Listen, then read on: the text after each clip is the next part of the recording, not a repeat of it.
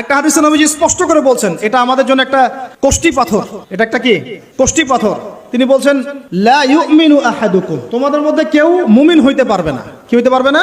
মানে প্রকৃত মুমিন হইতেই পারবে না তোমরা, হে আমার উম্মত, তোমাদের মধ্যে কেউ প্রকৃত মুমিন হইতেই পারবে না যতক্ষণ না হাত্তা আকুনা আহাব্বা ইলাইহি মিন ওয়ালিদিহি ওয়ালাদিহি ওয়ান নাসি আজমাইন। নবীজি বলছেন, কেউ ততক্ষণ পর্যন্ত প্রকৃত মুমিন হতে পারবে না যতক্ষণ না আমি মুহাম্মদ সাল্লাল্লাহু আলাইহি ওয়াসাল্লাম তার কাছে তার সন্তান, তার পিতা, এমনকি সমস্ত মানব জাতি থেকে বেশি প্রিয় না হচ্ছে। যদি নবী আমাদের কাছে সবচেয়ে বেশি প্রিয় না হয়, আমরা মুমিন হতে পারছি না।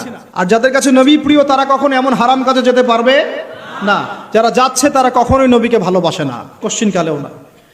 শোনেন, ওমর রাদিয়াল্লাহু আনহুর মতো মানুষ নবীর কাছে এসে বলছেন সাল্লাল্লাহু আলাইহি ওয়াসাল্লাম, ইয়া রাসূলুল্লাহ ওয়াল্লাহি লা উহিব্বুক, আল্লাহর কসম করে বলছি আমি আপনাকে অনেক মহব্বত করি, ইল্লা মিন নাফসি, আমার নফসের চেয়ে বেশি না। মানে আমি আমার জানের চাইতে আপনাকে বেশি মহব্বত করি না। কথা কি বুঝতে পারছেন কি? মানে আমি আপনাকে অনেক মহব্বত করি ইয়া রাসূলুল্লাহ, সবকিছু থেকে বেশি মহব্বত করি, কিন্তু আমার নিজের জানের চেয়ে বেশি না। নবী সাল্লাল্লাহু আলাইহি ওয়াসাল্লাম বলেন, লা ইয়া ওমর, এখনো মুমিন হওনি ওমর। কাকে বলছেন? জান্নাতের সার্টিফিকেট প্রাপ্ত একজন মানুষকে। লা ইয়া ওমর, এখনো হওনি।